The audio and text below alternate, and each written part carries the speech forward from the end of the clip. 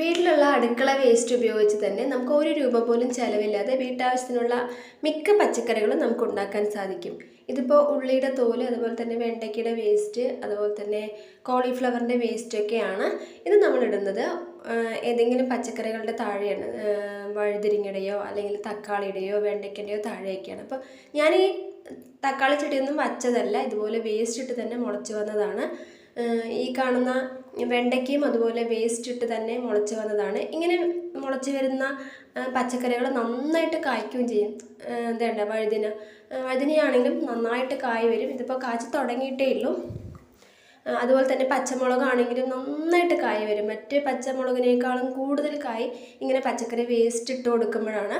അവിടെ തന്നെ പുതിയ ചെടി വരികയും ചെയ്യും, നിലവിലുള്ള ചെടിക്ക് നല്ലൊരു വളമാവുകയും ചെയ്യും.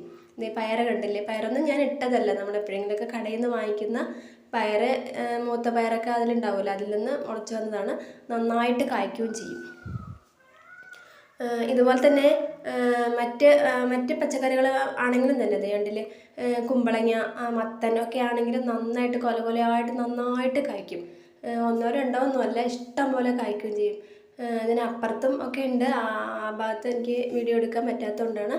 ഇതുപോലെ നന്നായിട്ട് കായ്ക്കും. നമ്മളിങ്ങനെ പച്ചക്കറികൾ വേസ്റ്റ് ഇടുമ്പോഴാണ് ആ നിലവിലുള്ള പച്ചക്കറികൾക്ക് നല്ല വളമാവുകയും ചെയ്യും, പുതിയ പച്ചക്കറികൾ നന്നായിട്ട് വരികയും ചെയ്യും. അപ്പോൾ ഇതുപോലെയുള്ള കാര്യങ്ങളെല്ലാം ചെയ്യാൻ ശ്രമിക്കുക. അപ്പോൾ വീഡിയോ ഇഷ്ടമായിട്ടുണ്ടെങ്കിൽ എല്ലാവരും ഒന്ന് സബ്സ്ക്രൈബ് ചെയ്യുക, അതുപോലെ തന്നെ ലൈക്ക് ചെയ്യുക, ഷെയർ ചെയ്യുക. അപ്പോൾ നമുക്ക് അടുത്ത വീഡിയോയിൽ കാണാം.